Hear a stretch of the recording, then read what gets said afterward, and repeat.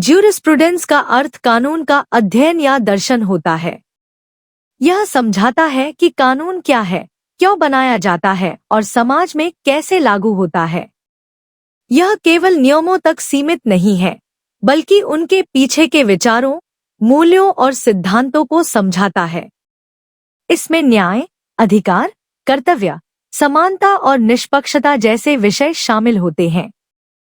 सरल शब्दों में, यह कानून के पीछे की सोच और तर्क है, जो जज, वकील और आम लोगों को कानून का सही अर्थ समझने में मदद करता है।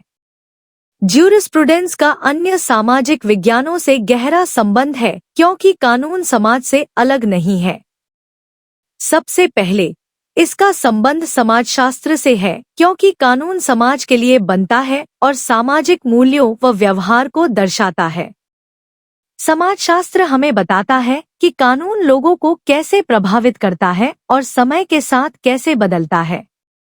दूसरा, इसका संबंध राजनीति विज्ञान से है, क्योंकि कानून राज्य द्वारा बनाए और लागू किए जाते हैं।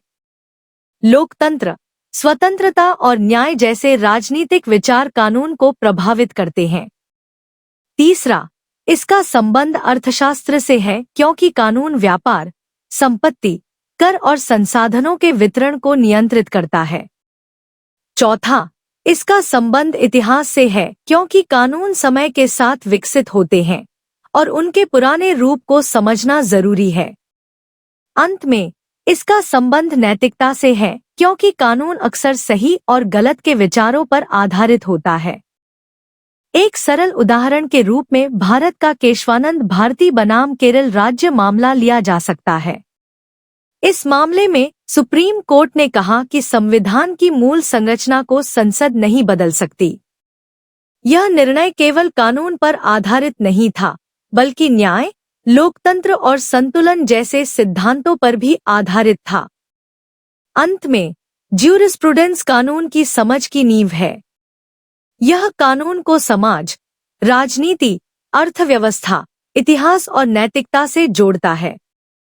इन संबंधों के बिना कानून केवल नियमों का समूह रह जाता है। ज्यूरिस्प्रूडेंस कानून को अधिक व्यावहारिक, न्यायपूर्ण और समाज के लिए उपयोगी बनाता है।